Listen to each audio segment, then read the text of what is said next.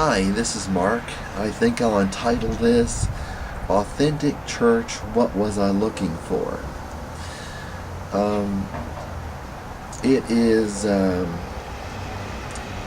first full week of February. It is a Monday. And it says in Hebrews, and I've forgotten exactly what chapter, so I'm looking for this. I think it's Hebrews 9. No, it's not Hebrews 9. Hebrews 11. I'm not sure if I can find it.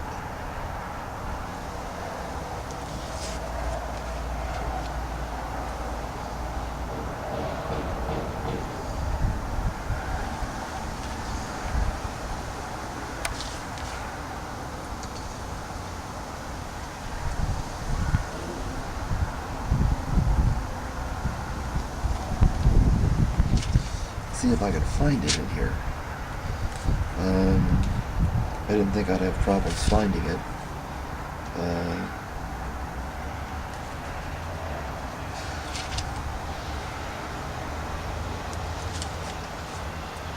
It says, do not get out of the habit of meeting together, but encourage one another.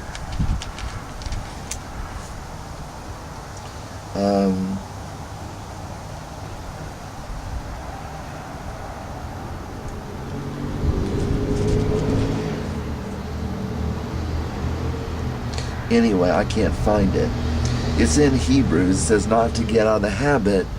He said, do not stop meeting together, as is the habit of some, but encourage one another. It's a big verse in my church, or in the church that I used to go to. It would say, do not cease meeting together. But the problem would be that you are supposed to encourage one another. You were supposed to encourage one another. In Hebrew, or in 1 Corinthians 13, the end of the chapter, it talks about faith, hope, and love, but the greatest of these is love.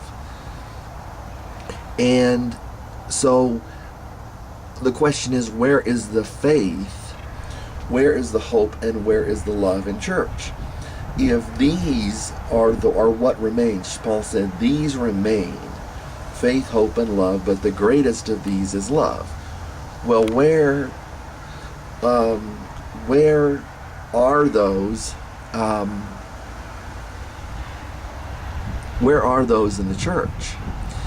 I went to a church when I went to college, and then I went to another church in college, and it seemed like there were a lot of things moving, and it was a manipulative type of thing. It could be considered a cult.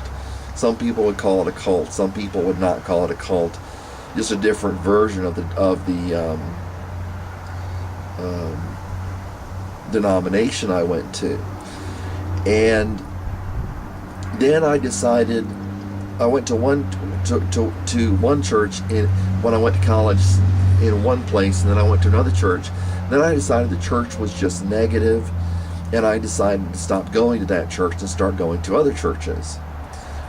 And in the end, I came back to where my parents live, away from college, and I went to that church, and I started finding problems with that church. Then the preacher had left that church and went to another church, so I went where the preacher went, and there were problems with that church. And then I gave up going to church except for a home church. And I found the same thing there, that people were meeting together and the people were hypocrites. You can look it up. I don't want to. But there is a place in Ecclesiastes, about Ecclesiastes 6 or 7, where, and I could look it up if I can find it easily. It says, I could not find one man in 1,000. And the idea could not find one good man in 1,000. And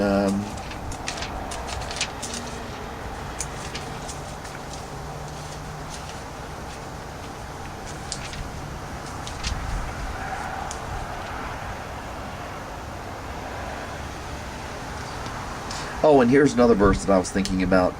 Hebrews or Ecclesiastes 6:11. For there are many words, or for there is, the King James Version doesn't say many words. It says, since there is much that increases futility, what is the advantage to man? It says, for there are many words which increase futility or vanity. But it says in Hebrews 7:29, behold, I have found only this, that God made man up. Oh, well, that's not what I was looking for. Oh, behold, I have discovered this, says the preacher, one thing to another, to find an explanation, which I am still seeking, but have not found. There's a mark here. It says, my soul still seeks. I have not found. I have found one man among 1,000. This is Hebrews 7:28. But I have not found a woman among all these. So there is this just one man among 1,000, one man that was decent among 1,000. So you look in church, and where do you find, the type of thing you're looking for? Where do you find faith, hope, and love? Which it talks about in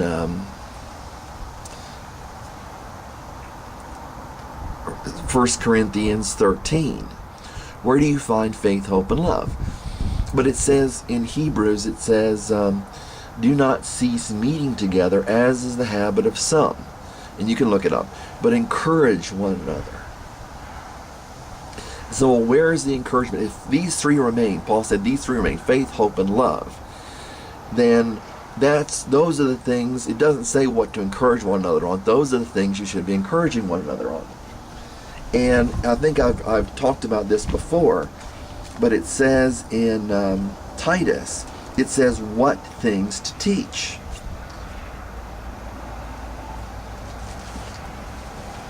And I can look that up before Hebrews. Titus. It says in chapter 2, verse 1, but as for you, speak things which are fitting for sound doctrine or sound teaching. Older men are to be temperate, dignified, sensible, sound in faith. Do you know any churches that teach people to be sound in faith? That is what it was fitting for sound doctrine, verse 1. Verse 2, sound in faith, in love.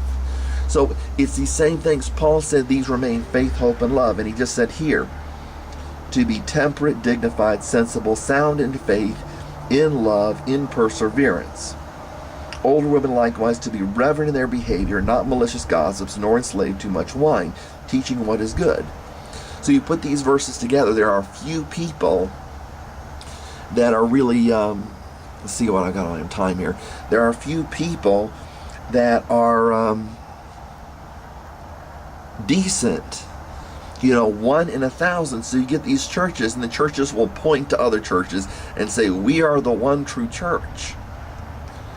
But Solomon said 1 in 1,000, and Paul said these three remain, only three, faith, hope, and love. And it says in here, here's the teaching, but as for you, speak the things which are fitting for sound doctrine. Older men are to be temperate, dignified, sensible, sound in faith, in love, in perseverance. So this is for fitting for sound doctrine. So this is a sound doctrine, or doctrine comes from a word that means teaching. And the idea, this was supposed to be sound teaching. And it's like the word indoctrinate. Indoctrinate means to teach. It has some negative connotations now, but it means to teach. But there's the word. Sound in faith, in love, in perseverance.